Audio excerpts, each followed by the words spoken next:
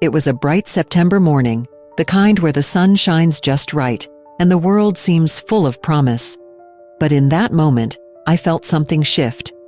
My phone buzzed with a text, not for me, but for Cedric. The name on the screen was Eliana. I shouldn't have opened it, but my curiosity got the better of me. Her words were affectionate, filled with a warmth I thought was reserved for me. A chill ran down my spine. Was this real? I stared at the screen, disbelief washing over me in waves. How could he? My heart raced, but instead of breaking down, I felt a fire ignite within me. Why should I let this heartbreak defeat me?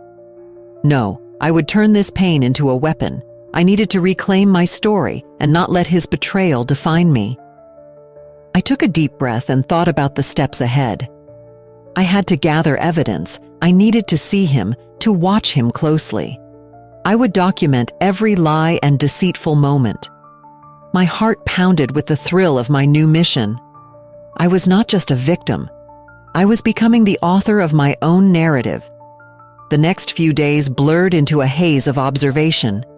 I turned into a silent shadow, following Cedric's every move. I watched him interact with friends, with colleagues, and most painfully, with Eliana. Each encounter revealed not just his betrayal, but also the depths of my own pain. I felt like I was dissecting my own heart, and with each realization, my sorrow twisted into a strategic advantage. I was no longer wallowing, I was plotting. One evening, I met up with my close friend, Mia. I can't just sit back and let this happen, I told her, my voice steady but my hands trembling. I'm thinking about confronting him. Mia raised an eyebrow, intrigued. What's your plan? I'm going to use his hero complex against him, I replied, my resolve growing stronger. He thinks he can save everyone. I'll turn that against him. He won't see it coming. Mia smiled, a spark of excitement lighting up her features. You've got this, but be careful. You don't want to lose control. I nodded, knowing she was right. Control was everything now. My pain could fuel my quest for justice, and I was ready to embrace it. Days passed as I gathered more intel. I learned the details of Cedric's meetings with Eliana, how they laughed and shared secrets. Each moment I uncovered fueled my determination. I could almost hear my heart whispering, "You are stronger than this." Then it hit me. I could orchestrate a perfect trap.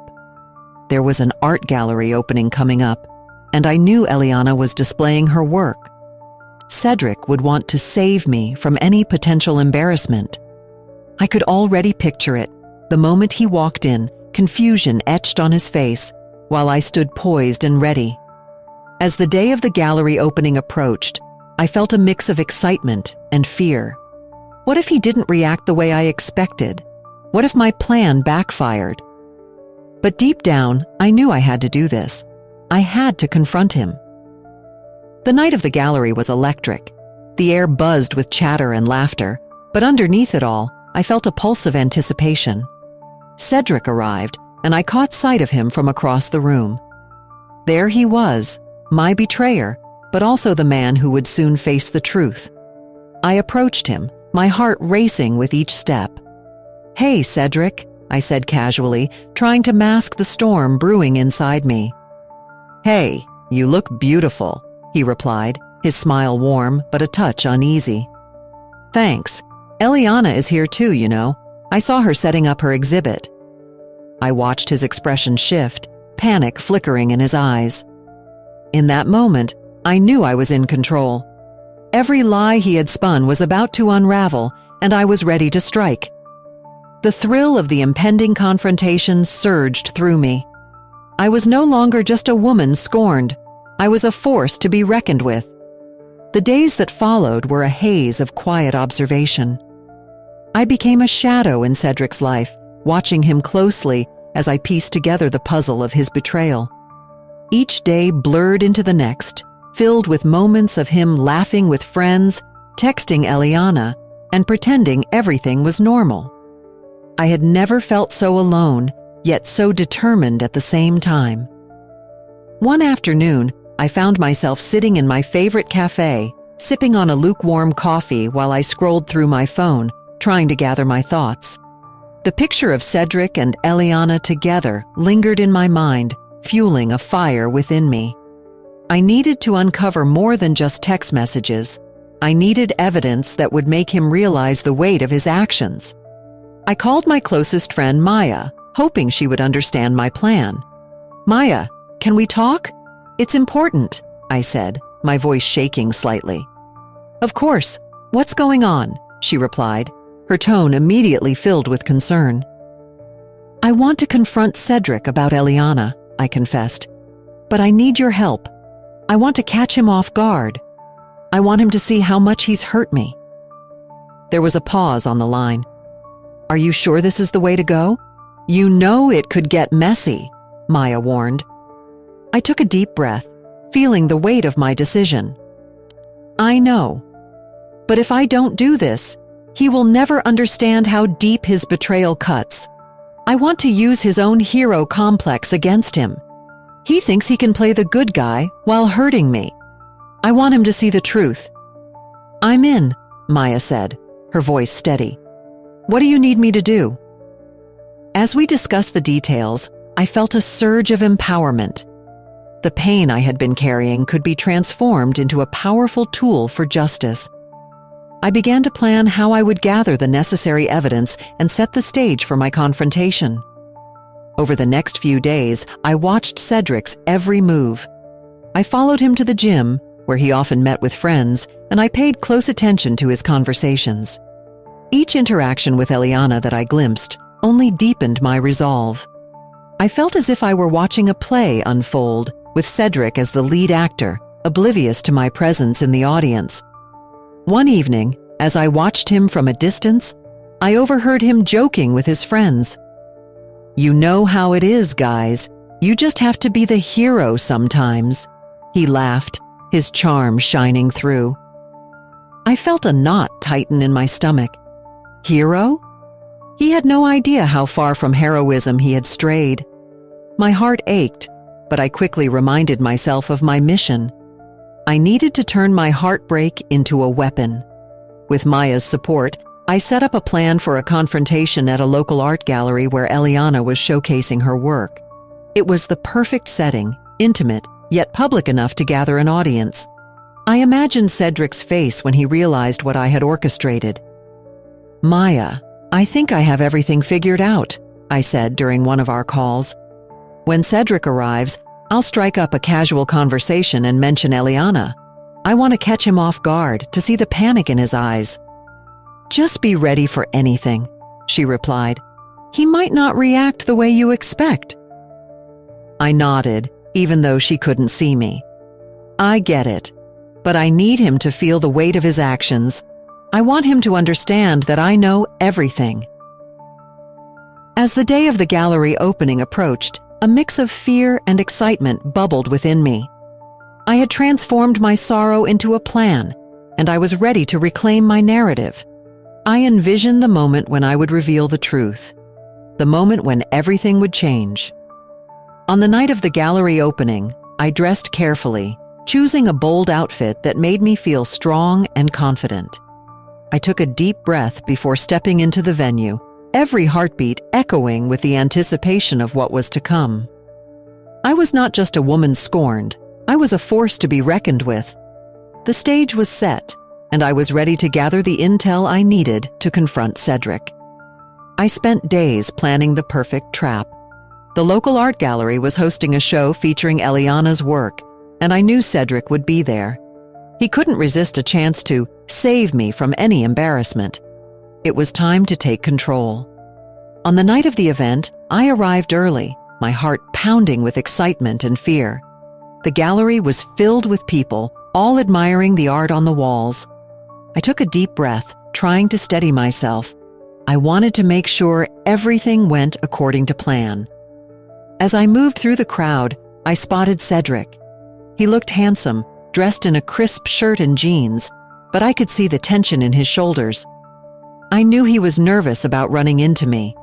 I walked up to him, feigning casualness. "Hey, Cedric," I greeted him with a smile that didn't quite reach my eyes.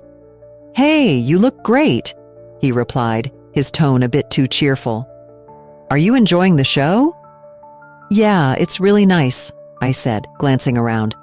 "I heard Eliana's work is amazing." At the mention of her name, I watched as his expression shifted.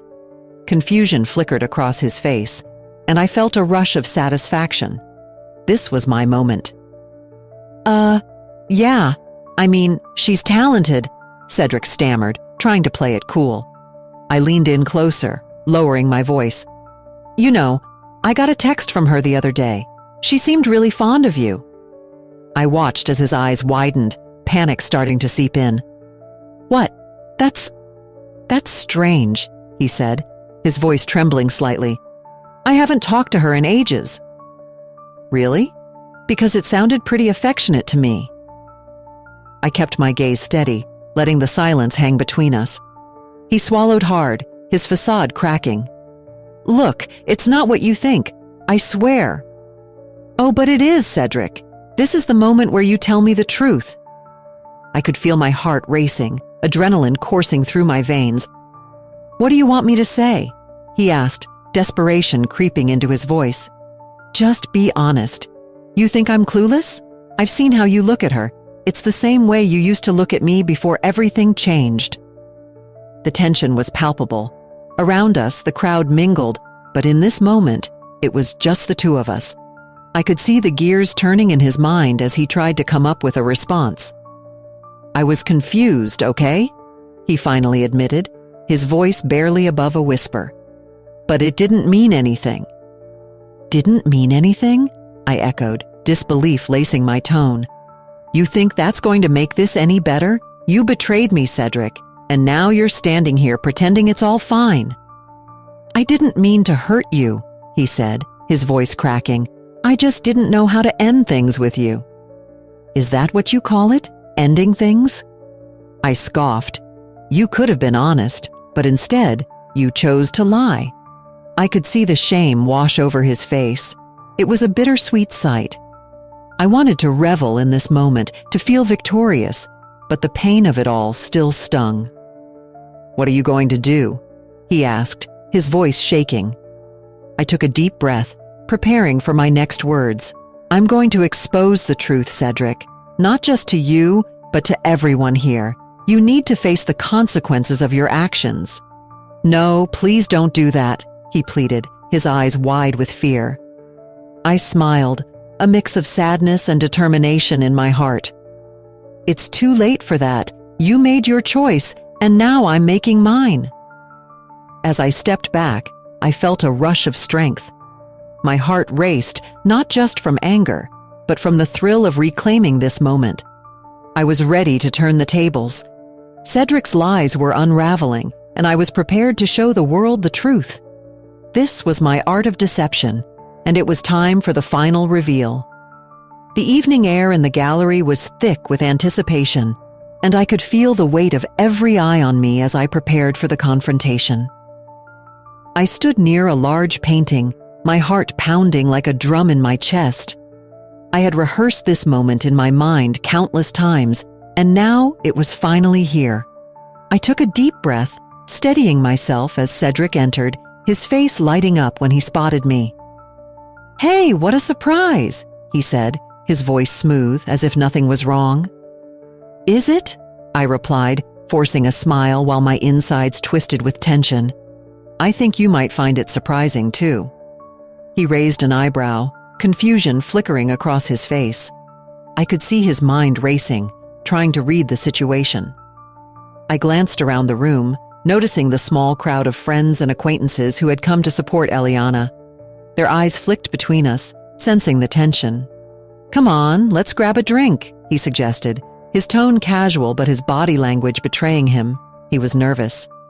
"No, Cedric. I think we need to talk here," I said, my voice stronger than I felt. The room quieted, and I could hear the soft rustle of fabric as people shifted, their attention fully on us. "What are you talking about?" He smiled, but it didn't reach his eyes. "This isn't the time?" "Actually, it is the perfect time," I interrupted, my heart racing as I locked eyes with him. "I know about Eliana." His expression changed instantly. The color drained from his face, and I could see the panic rising in his eyes. "What do you mean?" he stammered, trying to act nonchalant. "I mean the text you received, the one you thought I wouldn't see," I said, my voice unwavering. "The one that was filled with affection from her." Gasps erupted from the crowd, and I felt a rush of energy flood through me. This was it. This was the moment I had prepared for. "You led me to believe I was the only one, Cedric. You made me feel special while you were busy betraying me." "I can explain," he said, desperation creeping into his voice as he stepped forward, trying to grab my arm. I pulled back, the anger inside me igniting. "Explain? How do you explain betrayal?" I shot back, my voice louder now. "How do you explain lying to someone you claim to love?" The crowd was silent, their eyes glued to us, and I could feel the weight of their attention. I was no longer just speaking to Cedric. I was speaking for myself, for every woman who had been deceived.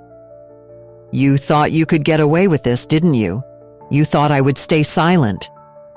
His face twisted with a mix of shame and defiance. "I didn't mean for it to happen. It was just a mistake." "A mistake?" I echoed, shaking my head in disbelief. "You call this a mistake? You have disrespected me and our relationship." Tears pricked at my eyes, but I held them back, determined not to show weakness. "This is not just about you and Eliana. This is about me reclaiming my voice. I deserve better than this." The crowd began to murmur, and I could see some nodding in agreement. I took a step closer to Cedric, my voice steady. "You may think you can hide behind your charm, but the truth is out. I am done being the victim in your story." He opened his mouth to respond, but I raised my hand to silence him. "No more lies, Cedric. I am here to take back my power. This is my moment of truth." In that instant, I realized it wasn't just about exposing Cedric. It was about finding my strength. The tears in my eyes now felt like a release, a symbol of my liberation from his grasp. The shock on his face was intoxicating, and I embraced it, knowing I had taken control. As I stepped away from him, I could feel the support of my friends and the audience wrapping around me like a warm blanket. I was no longer alone. I was a woman reclaiming her narrative. I had transformed my pain into power, and I was ready to face whatever came next. After the confrontation, I stepped out of the gallery, my heart racing. The cool night air hit my face, but I felt an exhilarating rush of freedom. I had stepped out of the shadows of betrayal and into the light of empowerment. It was a feeling I had longed for, and now it was mine. As I walked down the street, my mind replayed the moment I had revealed Cedric's lies. I could still hear the gasps from the audience, the sharp intake of breath as I spoke my truth. "You thought you could hide your betrayal? You thought I wouldn't find out," I had said. The look on his face was worth every tear I had shed. I pulled out my phone to check for messages. My close friend Mia had texted me. "I can't believe you did that. You were amazing. Let's celebrate." I smiled at her words. I texted back, "Thank you. I feel free. Let's meet at our favorite cafe." The reactions of those around me during the confrontation still echoed in my mind. Some had looked at me in disbelief, unable to accept that Cedric could betray someone like me. Others, however, had shown support. I recalled the warmth in Karen's eyes as she whispered, "You did the right thing." As I made my way to the cafe, I felt a sense of strength growing within me. I was not alone. I had friends who stood by me, who believed in me. It was a comforting thought, one that I needed after such a tumultuous evening. When I arrived at the cafe, Mia was already there, bouncing in her seat. "You did it! You really confronted him!" she exclaimed, her eyes wide with excitement. I sat down across from her and took a deep breath. I did. It felt incredible, but also overwhelming. Mia leaned in. "Of course it is. You just took back your power. You stood up for yourself in front of everyone." I nodded, but I still felt a weight in my chest. "But what if people think I overreacted? What if Cedric tells his side of the story?" Mia shook her head firmly. "It doesn't matter. You know the truth. You have to focus on your healing now, not on what he might say." Her words sank in, and I slowly began to realize that the true reward of my revenge was the self-worth I had reclaimed. I was no longer defined by Cedric's infidelity. "I guess you're right," I said softly. "I won't let him diminish my value again." "Exactly. You deserve so much better than that," Mia said, her voice filled with conviction. As we chatted and sipped our coffee, I felt lighter, as if a heavy burden had been lifted. I began to dream of a future where my heart could heal and flourish anew. Maybe I could travel, start a new hobby, or even meet someone who truly appreciated me. "I want to focus on myself now," I said, looking directly at Mia. "I think I want to look into therapy. I need to process everything." Mia smiled encouragingly. "That sounds like a great idea. It's time to take care of you." We spent the evening talking and laughing, and I felt a warmth spreading through me. I was grateful for moments like this, where I could just be myself without fear or judgment. As the night went on, I realized that I was not just healing, I was transforming. I was learning to embrace my own strength.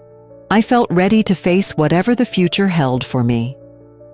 Leaving the cafe that night, I walked with my head held high. I had faced my fears and taken control of my narrative. I was no longer just a victim. I was a survivor, ready to embrace a new dawn. In the days following the confrontation, I found myself in a whirlwind of emotions. It was strange how one moment could change everything. I woke up each morning feeling lighter and more determined. The weight of betrayal still lingered, but it was now a reminder of my strength rather than my pain. I decided to seek therapy. The thought of opening up to someone was daunting, but I knew I needed to process the emotions that had been buried for too long. I remember sitting in the small, cozy office, the walls painted a calming blue. My therapist, Dr. Williams, was warm and inviting. "Tell me, how are you feeling today?" she asked gently, her eyes fixed on me with genuine concern. "I feel free, I think," I said, my voice shaking slightly. "But there are moments when I feel lost, like I'm still trying to find my way." "That's completely normal," she reassured me. "You've been through a lot. It's okay to take your time." As I shared my story, the words flowed out like a river. I spoke of Cedric, the betrayal, and the confrontation that had changed me. Each session helped me understand my feelings better. I learned that vulnerability was not a weakness. It was part of being human. One afternoon, I met my friend Sarah for coffee. We sat at our favorite cafe, sunlight streaming through the window. As I sipped my latte, I could see the pride in her eyes. "I can't believe how brave you were at the gallery," she said, her voice full of admiration. "You stood up for yourself in front of everyone." It felt surreal, I admitted. I didn't just want to expose Cedric. I wanted to show myself that I could be strong. Sarah smiled, reaching across the table to squeeze my hand. "You are strong, and look at how many people support you now. You're not alone in this." Her words filled me with warmth. I had discovered a new circle of friends who rallied around me, celebrating my courage and encouraging my journey toward self-love. I started to plan small outings with them, trying new activities and exploring hobbies I had forgotten about. One weekend, we decided to go hiking. The sun was bright, and the air was fresh as we climbed the trails. I felt the stress of the past weeks melt away with every step I took. As we reached the summit, the view took my breath away. "Look at this!" I exclaimed, my arms wide open. "It's incredible!" "It is," Sarah replied, laughing. "You deserve to feel this happiness." "I'm learning to embrace it," I said, smiling back at her. "I never thought I could feel this way again." Back at home, I started to journal my thoughts. Writing became a therapy of its own. I poured out my feelings, my hopes, and my dreams onto the pages. I wrote about the lessons I was learning, the strength I was finding within myself. One evening, as I wrote, I reflected on my journey. I realized I had emerged from the ashes of betrayal as a stronger, more resilient woman. I was no longer defined by Cedric's actions. I was ready to embrace new beginnings. Tomorrow will be a new day, I whispered to myself, a smile creeping onto my face, and I will face it with an open heart. I knew there would still be challenges ahead, but I felt prepared to handle them. Each step forward brought me closer to the woman I wanted to be. I was finally ready to let go of the past and embrace the future. With every passing day, I learned to celebrate my small victories. Whether it was a kind word from a friend or a moment of peace during my morning coffee, I cherished it all. I was learning to love myself again, and that was the most powerful transformation of all. Share this story if you believe that resilience can emerge from even the toughest challenges. Leave a comment about how a surprising moment has transformed your life, and subscribe to the channel for more inspiring tales like this one.